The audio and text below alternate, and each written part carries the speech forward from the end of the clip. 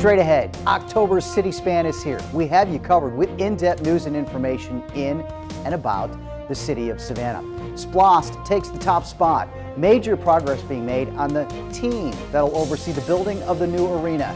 We will check in depth. Plus, he's settled in on the job. Director of Police Roy Minter talks candidly with us about the future of SPD. We will delve into poverty by connecting the dots. It's been a year since Irma and double that since Matthew. What have we learned? How are we stronger? We'll answer those questions for you. He's K9 Dooley, sprinting toward the national trials, and he did a pretty doggone good job. We have another sign unveiled and another SPLOST project near completion. Stick around, City Span is about to begin.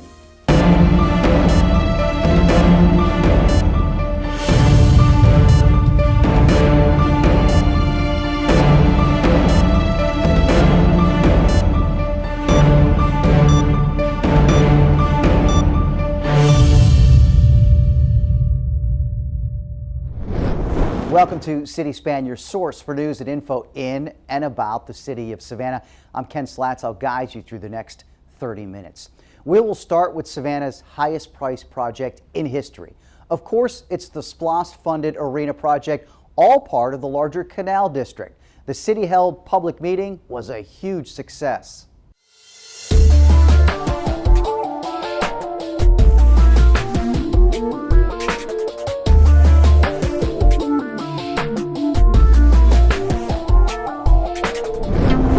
This is the public's arena. We want the public to be engaged, and we want this to be something that everybody is proud of for years and years to come. It's a lot of good concern, a lot of people who want to stay engaged.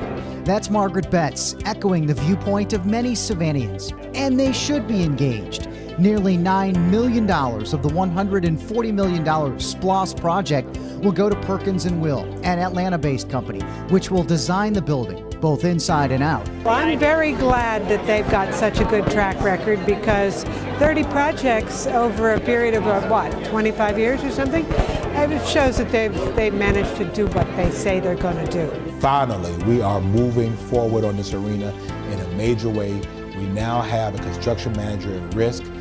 We are engaging the public as we promised we're going to do, and make sure that they're involved. Continuous input of the community.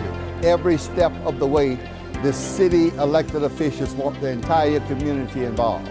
The Pelote Corporation will play a key role in the hiring process, the day-to-day workers, building the building. I see a creation of jobs, real jobs, meaningful jobs. I see this arena helping to get rid of poverty. This arena helping to bring new businesses into Savannah. I see a great influx of opportunities here for folks to get into franchise around the arena itself. Finally, all of the stars have aligned, and it's time for us to move forward. So our citizens need to get ready, because we'll be moving in pretty quick order now. The arena will not only be one mechanism of growth and income, but the new buildings around that. This will be just a part of a master plan that will probably go on for the next 15, 20 years. The start of it all is taking shape. October 30th, there will be another public meeting. Also at the Civic Center, that's at 6 o'clock. The city's goal is to have a shovel in the ground mid-2019. Now, also on the 30th at 4 p.m., Council will hold a workshop, also at the Civic Center, to discuss what to do with, well, the old Civic Center. He is working into his third month on the job for the Savannah Police Department. We had a chance to sit down and have an in-depth chat with top cop Roy Minter. August 27th, Roy Minter took over at the top of the Savannah Police Department. He's well underway in his evaluation of Savannah's public safety wing. I met some great members of this department who are going out every day doing an outstanding job of keeping this community safe. You know, I was able to, on Memorial Day, to stop by the Northwest Precinct and meet the 3 officers who were involved in rescuing the woman from the house that was on fire, and spent some time with them. And I told them they are true heroes. There's no telling what that outcome could have been had they not been there and been able to get that lady out of that house. So I am really impressed with the men and women of the Savannah Police Department and outstanding work they continue to do on a daily basis. When you see Director of Police Roy Minter on the streets, he'll be in his suit, or civilian clothes if you will, but that's only for the next couple of months. That's when he completes his Georgia Post training, Peace Officer Standards and Training Certification. Then he'll be able to wear his badge and sport his uniform, clothes he is much more comfortable in. I've always prided myself on being a working chief. I'm not necessarily somebody who spends a lot of time in the office, but I love getting out there and working a patrol shift and helping officers direct traffic. In order to do those things, I have to be a certified peace officer, so I really look forward to completing that process and being able to get certified here in the state of Georgia. Until then, and of course afterwards, it's all business to take the positive culture created under Chief Lumpkin and directed under Chief Revenue to a whole new level. First and foremost, you know, it starts at the top, and it starts with great leadership and supervision.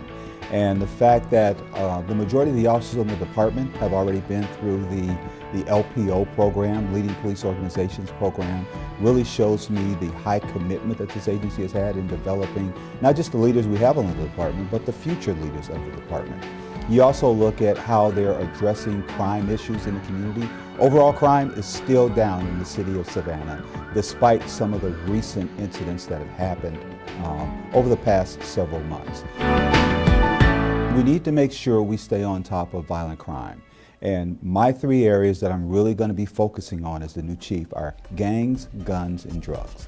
We need to make sure that we're continuing to identify gang issues or potential gang issues in our community. We're continuing to address issues with illegal gun possession and use in our community, and continuing to address any narcotics-related issues that are occurring in our community. In association with that, we want to make sure we're continuing to build a strong relationship and partnership with our community members. We can't do it all by ourselves, but we want to make sure that that level of trust is there with members of our community, that they trust us and they know that when they come to us and when they make information available to us, that we're following up on that information and that we're very aggressive in building a strong relationship and partnership with us. We want them to be our partners. We want to build a strong relationship with them. We want to make sure that they're invested in keeping our community safe, as well as we're invested in keeping our community safe. Minter has already met several times with Chatham County Police Chief Hadley and says it's crucial for the two departments to continue to work together to provide a safe environment for all citizens. From public safety over to poverty reduction, the city continues to connect the dots. It is a three-phase process to bring together organizations that provide services to those in need, making sure it's all accessible to everyone. Last month's Day of Service was a huge success. We have over 50 vendors that are in the room. They are providing an array of services that range from healthcare to looking for jobs and employment to meeting other basic needs for individuals in our community. Agencies and community help and volunteers that we can help change the quality of life for our citizens in the city of Savannah. It's all part of connecting the dots, creating economic strength and poverty reduction, one of the city's strategic initiatives, all part of Savannah Forward. The whole intent of this event is to be able to meet the needs of those in poverty in a very concise way. We're hoping to keep the momentum going from all of the events that we've had over this last few months. The wonderful thing about what this means is that all of the agencies in the city of Savannah and Chatham County have come together under one roof to serve the people of our city. It's the city's second installment of a multi-phased approach to meet the needs of individuals that are living in poverty. Carrie Reed mentioned this was phase two. Phase one was gathering the agencies together, having a solid plan moving forward. Phase two, of course, bringing the people together. So it's partners, people, and now employers. Which would be our job fair that is coming up. And we are encouraging all of our citizens who are seeking jobs to come out.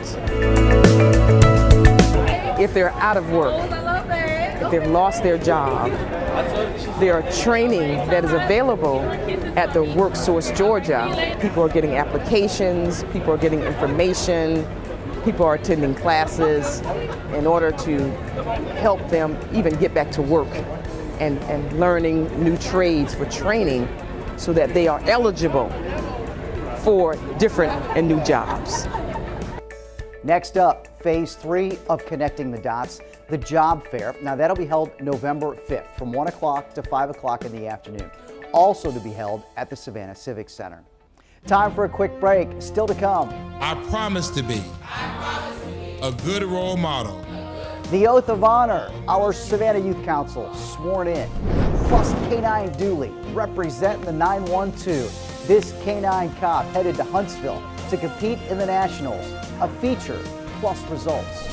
We'll also unveil a new sign on Savannah's east side and climb aboard Savannah's newest playground. That's all coming up on City Span. As we head to break, this month marks 2 years since Hurricane Matthew did its damage on Savannah. Lessons learned and a city stronger. Check it out.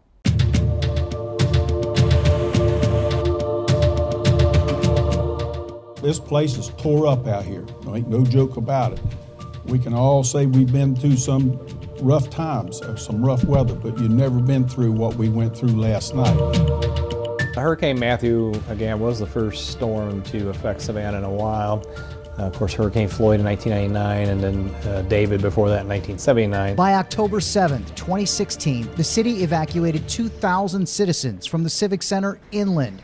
The Georgia Army National Guard was ready to help keep our city safe. By the time we got here, it really was a low-end Category 1, thankfully, and we had, even with that, we had a lot of debris down, a lot of power outages and things like that. So it was a good wake-up call for us in Savannah. When all was said and done, the city cleaned up 450,000 cubic yards of debris. It took months to clean up Savannah. Not only was it a damage to the trees and the park itself, but we actually came across historical artifacts as a result of that, and again, being the first storm in a couple decades to really hit Savannah, of course, and with our tree canopy, it did some significant damage and probably cleared the way for future events. So what Matthew taught us is that the unpredictability of it, really, as the city, we needed to be flexible in our approach. And that flexibility, I really think, is going to help us in the future to, whether it's a Category 1, a Category 2, or a Category 3, we had to look at all aspects of our plans so that we could be prepared for either scenario. Yeah, that was one of the lessons learned is we need to have the contractors in here because folks want their garbage picked up too, so we got to get the debris and the garbage, so sanitation's got to get back to their normal day-to-day stuff as well.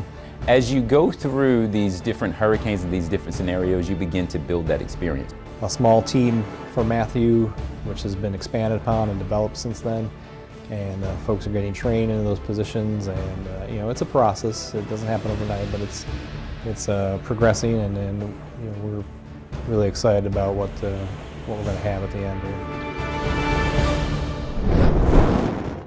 Caroline couldn't hear a sound until she was almost 1. Her world was silent during life's most important stage of learning. Matthew used to spend all of his time alone in his room. What sort of future is that? Thanks to your United Way contribution, Caroline is making up her learning gap. Thanks to your United Way contribution, Matthew has a job and friends and a future. Matthew and Caroline have different needs, and the United Way helps both of them build better lives. Live united, give united.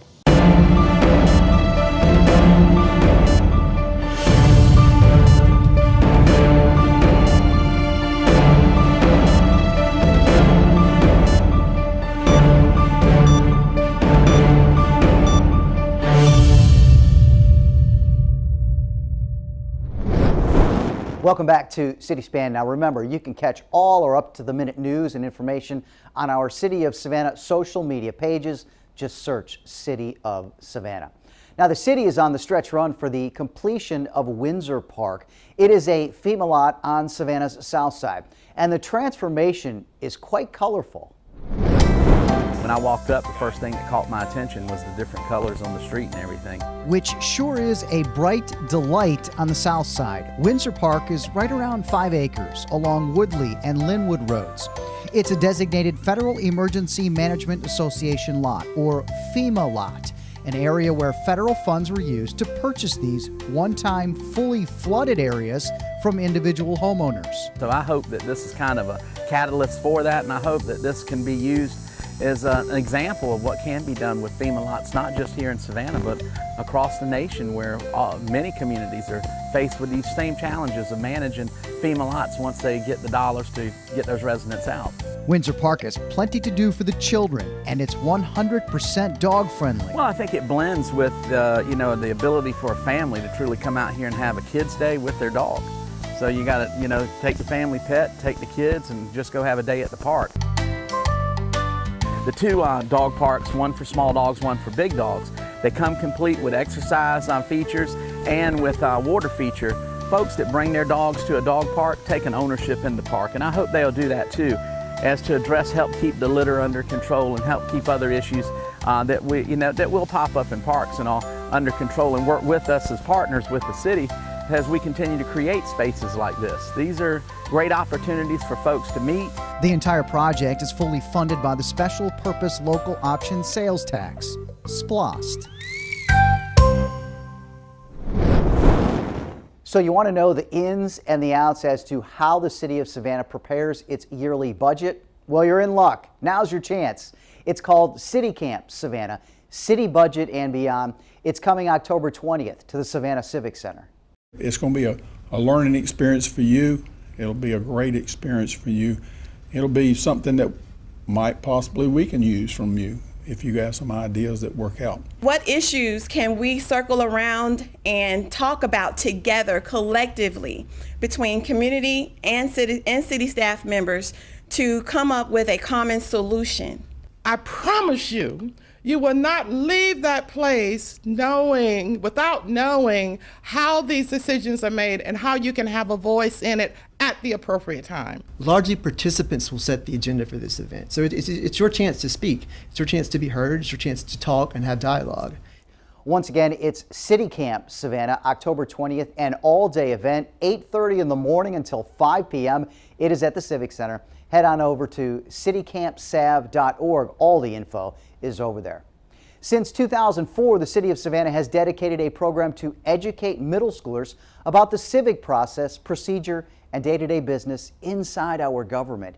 It's the core of the Savannah Youth Council, and Alderman Van Johnson has been there for all 19 years of this innovative and nationally renowned program. I state your name.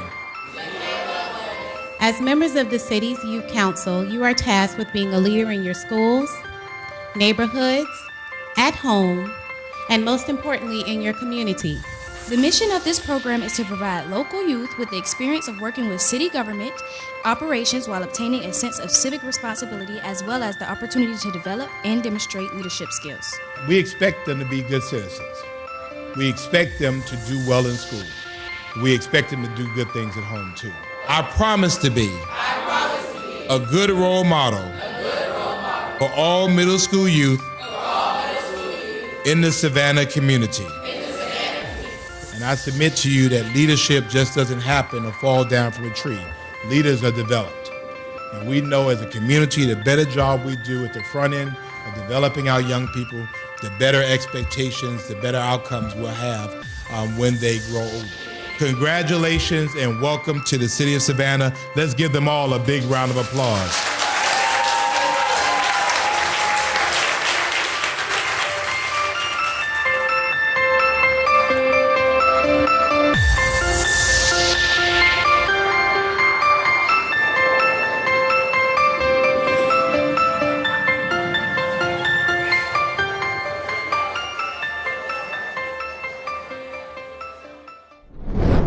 Definitely a wonderful program through the City of Savannah.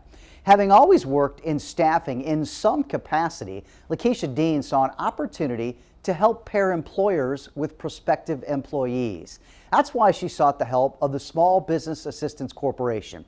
SBAC paired her with some great programs that helped get her business started. Here's Leandria Michael with more on this month's Small Business Spotlight. This month, we're talking to Lakeisha Dean, owner of L Contracting, LLC. When she moved to Savannah a few years ago, she decided to start the business, citing a need for workforce placement. she contacted the SBAC and they got her involved with some great programs that allowed her to service both employers looking for prospective employees and employees looking for job placement. Let's hear her story. My business is focused on staffing. My passion is bringing the right people with the right employer. So right now we have opening positions for warehouse workers, janitorial, IT, administration, drivers, and warehouse laborers. I've always worked in staffing in some capacity. I have worked for several government agencies in DC, and relocating here some years ago, I found that it was a very good place to realign my company with assisting the Savannahans with finding, jobs. I've always known about SBAC. I've always been in some way a business owner since 2005. So I've always known about the company and the agency here.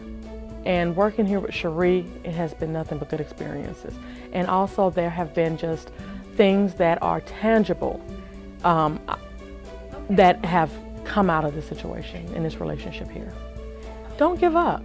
Understand your weaknesses and get assistance, network, or train yourself accordingly for them, and capitalize on your strengths, but never give up. So if you're looking for an employer or employees, contact L Contracting. If you're looking for a small business loan, contact the Small Business Assistance Corporation. You can find them at 111 East Liberty Street or check them out online, sbacsav.com. I'm Leandra Michael, and this is your SBAC Small Business Spotlight.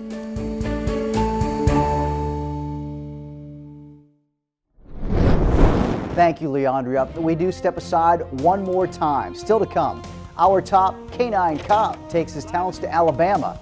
Of course, it's the USPCA Nationals. You never heard of it? Well, we're going to fill you in on it.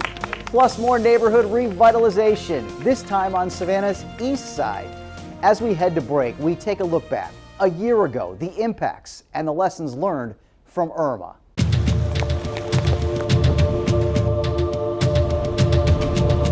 I would ask you and urge you to do what we have recommended, and that is to leave Savannah. Initially, Irma was kind of the nightmare scenario. It was a Category 4 storm, projected to come up the coast of Florida and right into Savannah area. Fortunately, it tracked much further west and came up the west side of Florida and up the Gulf. So for us, it really was even less impact than Matthew from the standpoint of wind and flooding. However, Irma hit during high tide. Think of that. High tide, a high storm surge, and high winds all at the same time. Of course, it caused major flooding, most noticeably on River Street and Savannah's Southside. The lessons learned from Matthew were incorporated into the response to Irma. Again, that incident management team is maturing. But what happens is I could see that experience come to it. And I'll go back to that. That experience really helped us open the city up much quicker. It's kind of amazing to look at two different storms, comparable in size, and yet doing two different totally different things and impacting our community, again, being even so far away in the Gulf. You build an experience under one scenario, but that second storm, although it came to Savannah, it was totally different, and so we had to be flexible in how we adapted to our response. And I think, again, that is the most important aspect when you look at those two storms and how they happened. That was the learning lesson, to really just learn from your experience, but also understand that the storms are different, so you must be flexible and adapt to whatever the conditions are. The City of Savannah has reiterated a priority on emergency management, strengthening a response team, and utilizing experiences and resources gained. We're also working to solidify our critical workforce plan. We just acquired a lease, or a rental agreement, I guess you can call it, with a facility in Perry, Georgia, that would allow us in a major, Category 3 or above catastrophic hurricane to evacuate the majority of our workforce, get them to one location, and get them back here after the storm passes to start getting our community back up and running so the public can come back in. So when you think about a local economy and how we respond to a hurricane, that's your measuring stick. That's what really tells you that after a storm, you were successful, is how fast you can get citizens back in their homes and get the economy that really is the economic driver for everything that happens get it back going. And I think when you look at that, you saw the experience, you saw what we learned, and you really saw us put it into practice.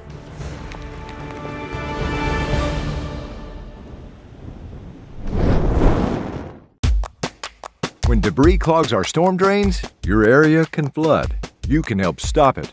It may seem obvious, but please don't put debris down the storm drains. This includes lawn clippings, leaves, litter, and you. Yeah, you, with the construction debris. What do you think will happen when that hardens? You've sealed your storm drain shut. Be smart and keep your property from flooding. Only rain down the drain. Your storm drain is not a trash can. Thanks.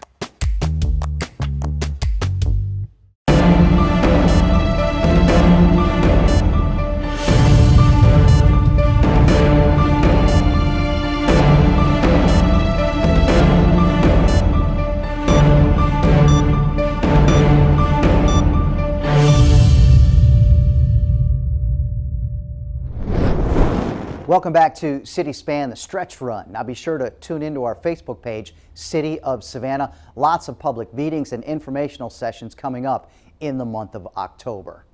1, 2, 3.